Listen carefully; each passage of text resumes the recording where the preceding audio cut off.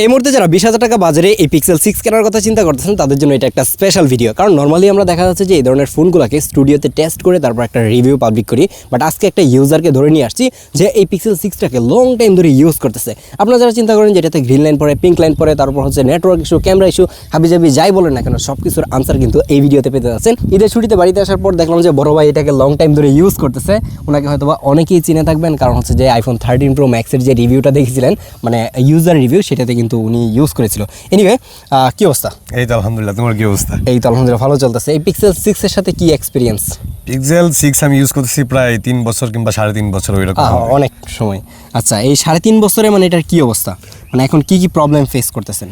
Problem face করছে বলতে সবচেয়ে বড় ইস্যু ছিল ব্যাটারি ইস্যুটা। মানে এমনিতে হ্যাঁ চার্জ ব্যাকআপ ভালোই ছিল, তবে হুট করে ব্যাটারিটা মানে ব্লাস্ট হওয়ার মতো এরকম একটা সিচুয়েশনে পড়ছিলাম। মানে কি ব্যাকশেল খুলে উঠে আসছিল? হ্যাঁ ওইরকম।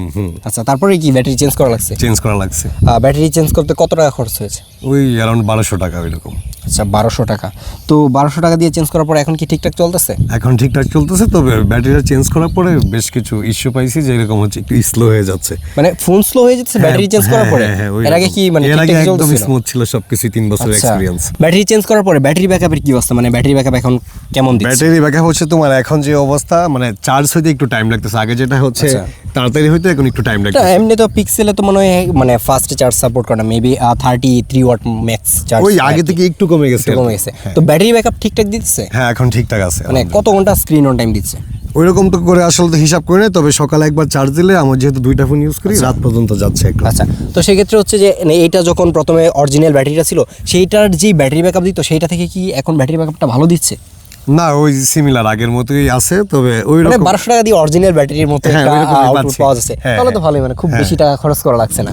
কিন্তু মানুষজন এই পিক্সেল নিয়ে যেই প্রবলেমটা বেশি ফেস করে আর যেটা নিয়ে বেশি কমপ্লেন করেন আপনারা, সেটা হচ্ছে যে এটার নেটওয়ার্ক ইস্যু, যে নেটওয়ার্ক ঠিকঠাক থাকে না। আমরা কিন্তু একটা বিলের মধ্যে আছি, দেখে বুঝতেই পারতেছেন। আর এই জায়গায় দেখেন যে নেটওয়ার্ক কিন্তু একদমই ফুল। তো সেই ক্ষেত্রে এটা নেটওয়ার্ক নিয়ে কোনো প্রবলেম ফেস করছেন কিনা? না, আমি এই পর্যন্ত ফেস করি না। এবং আমি বলতে চাই, আমার ছোট ভাই সে হচ্ছে পিক্সেল ইউজার ছিল, এবং আমার খালাতো ভাই, দুইজনে আমরা সকলেই পিক্সেল ইউজার ছিলাম। আহামরি আমাদের নেটওয়ার্ক ইস্যু হয় না এই পর্যন্ত। তার মানে হচ্ছে নেটওয়ার্ক নিয়ে কোনো প্রবলেম এখন পর্যন্ত ফেস করা না, ফেস করি নাই। তো নেটওয়ার্ক নিয়ে যেটা বলবো আমি, পিক্সেলের পিক্সেল 6 কিংবা পিক্সেল 7 এই দুইটার মধ্যে নেটওয়ার্ক ইস্যু আছে, এইটা ট্রু। কিন্তু নেটওয়ার্ক ইস্যুটা কখন হয়? দেখা যাচ্ছে যে মানে 5টা ডিভাইসের মধ্যে একটা ডিভাইসের মধ্যে নেটওয়ার্ক ইস্যু থাকে, এবং দেখা যাচ্ছে যে মডেল চেঞ্জ করলে, মানে সেম ডিভাইসটা যদি আপনি কারো কাছ থেকে কিনে থাকেন, সেই দোকানদারকে বললে যদি চেঞ্জ করে দেয়, তাহলে দেখবেন যে নেটওয়ার্ক ইস্যুটা কিন্তু ফিক্সড হয়ে যায়। তো সেক্ষেত্রে সবগুলো ডিভাইসে যে নেটওয়ার্ক প্রবলেম হবে ব্যাপারটা এরকম না। ডিসপ্লে রিলেটেড কোনো প্রবলেম এখন পর্যন্ত আপনি পেয়েছেন কিনা? না, ডিসপ্লে রিলেটেড কোনো প্রবলেম পাই না। ডিসপ্লে আগে যেরকম ছিল ঠিকঠাকভাবে চলছে, তবে ওই যে রাত হইলে ওইরকম করে যখন অন্ধকারে করা হয়, তখন হালকা একটা মানে কমলা কালার বা ওই যে আচ্ছা, এইটা হচ্ছে যে অ্যামোলেড কিংবা সুপার অ্যামোলেড যে ডিসপ্লেগুলো রয়েছে সেগুলোর হচ্ছে বার্নিং ইস্যু বলে। তো দেখা যাচ্ছে যে অ্যামোলেড ডিসপ্লেগুলোতে তো মানে ইন্ডিভিজুয়াল পিক্সেল থাকে, নিচে থেকে যে পিক্সেল লাইটগুলো জ্বলে সেগুলো লং টাইম জ্বলে থাকার কারণে সেগুলোর মানে আয়ু কমে আসে, যাই বলেন না কেন, সেগুলো যখন আস্তে আস্তে ড্যামেজ হতে থাকে তখন হচ্ছে এই প্রবলেমটা দেখা যায় আর কি। তো সেগুলো মানে সবগুলোতেই হয়। এখন যে ভিডিওটা দেখছেন সেটা কিন্তু S23 দিয়ে রেকর্ড হচ্ছে, কোনো ক্যামেরা দিয়ে রেকর্ড হচ্ছে না, এবং সেটার মধ্যে টুকটাক এই ধরনের ইস্যু কিন্তু আমি এখন পাচ্ছি রিসেন্টলি। তো এইটা খুব একটা ইস্যু না। মানে এখন পর্যন্ত গ্রিন লাইন কোনো বাড়িটারি দিছে কি? না, ওইরকম কোনো ইস্যু পাই নাই। মানে ডিসপ্লে ঠিকঠাকই আছে? ঠিকঠাক আছে। পিক্সেল মানুষজন কেনার আরেকটা অন্যতম রিজন হচ্ছে এটার ক্যামেরা। তো এটা দিয়ে ছবি টবি তোলা হয় কিনা?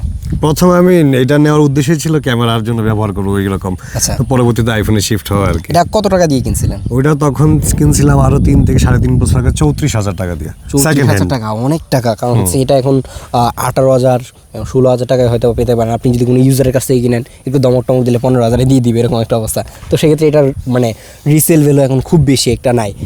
সেই হিসেবে যদি এটাকে চিন্তা করি যে মানে 15 থেকে 18,000 টাকা, এই টাকা দিয়ে কিন্তু একদম বেস্ট ক্যামেরা ফোন এটাকে বলাই ছিল, কারণ এটাতে একটা 50 মেগাপিক্সেলের ক্যামেরা রয়েছে। তো এখন এটার ক্যামেরার কী অবস্থা? মানে 2-3 বছর আগে যখন কিনছিলেন তখন এটার ক্যামেরা থেকে যেমন আউটপুট পেতেন, সেটার আউটপুটটা কি এখন ঠিকঠাক দিচ্ছে কিনা? সেটা দিন দিন সত্যি বলতে হালকা হালকা করে একটু কোয়ালিটি কমে আসতেছে। আচ্ছা, যেটা সত্য কথা। মানে এখন কেমন আসতেছে? এখন মানে ছবি মানে ভালোই আসতেছে, তবে আগের তুলনায় একটু মানে একটু ডার্ক পিক্সেল ক্যাপচার করে আর কি। এই প্রবলেমটা আমি নিজেও হচ্ছে অনেকগুলো পিক্সেলে পেয়েছি, যে দেখা যাচ্ছে শ্যাডো এরিয়াগুলোকে অনেক বেশি কন্ট্রাস্ট বাড়াতে গিয়ে সেটাকে ডার্ক করে দেয়।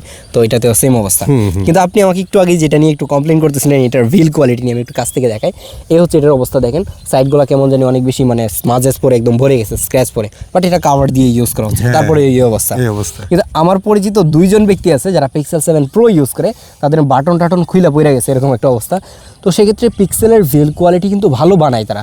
অ্যালুমিনিয়ামের ফ্রেম দেয়, ব্যাকশিল হচ্ছে যে এটাতে গ্লাস থাকে, সামনে গ্লাস থাকে, তারপরে এই অবস্থা কেন হয় সেটা আমি জানি না, কারণ এগুলো একটা ফ্ল্যাগশিপ ফোন, মানে মোটামুটি লাখ টাকা দিয়ে তখন সেল হয়, মানে এটা লাখ টাকা না, মানে 60-65 হাজার টাকায় নতুন সেল হতো। তো সেই ক্ষেত্রে এত দামি একটা ফোনের বিল্ড কোয়ালিটি এরকম কেউই কিন্তু আশা করে নাই। তাছাড়া এটাতে আর কী প্রবলেম আপনি ফেস করেছেন? তাছাড়া ওই রকম আর ইস্যু পাই নাই, তবে কেনার আগে একটা কথা মাথায় ছিল যে নেটওয়ার্ক ইস্যু আছে, সবাই যেটা বলতেছিল, তো আমি আসলে পাই নাই। মূলত এই ভিডিওটা বানানোর অন্যতম একটা রিজন হচ্ছে এটা ডিসপ্লে আর হচ্ছে নেটওয়ার্ক ইস্যু, মানুষজন এটা নিয়ে মানে প্রচুর কমেন্ট করে। তো সেক্ষেত্রে এই দুইটার মধ্যে কোনো প্রবলেম আপনি এখন পর্যন্ত পাই নাই। কিন্তু আপনারা যারা হচ্ছে ইউজড এই পিক্সেল 6 কিনবেন কোনো দোকান থেকে যদি কিনে থাকেন, তাহলে জাস্ট দুইটা গ্যারান্টি আপনি নেবেন। একটা হচ্ছে যে তারা যদি এটা সেল করে পরবর্তীতে যেন আপনাকে রিপ্লেস করে দেয় যদি নেটওয়ার্ক ইস্যু ফেস করেন, তাহলে দেখবেন যে ঠিক হয়ে যাবে। যদি আপনি ভালো একটা ইউনিট পান যেটাতে নেটওয়ার্ক রিলেটেড প্রবলেম হবে না, তাহলে আপনি কিন্তু ভালোভাবে চালাতে পারবেন। বাট ডিসপ্লের গ্যারান্টি এখন পর্যন্ত কেউই কিন্তু ঠিকঠাকভাবে দেয় না, তো সেটা নিয়ে চিন্তা করে লাভ নাই।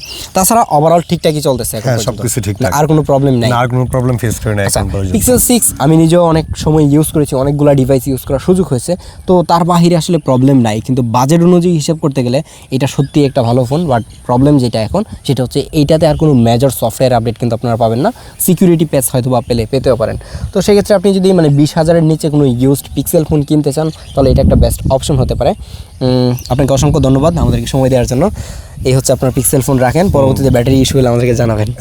Thank you so much. Allah হাফেজ।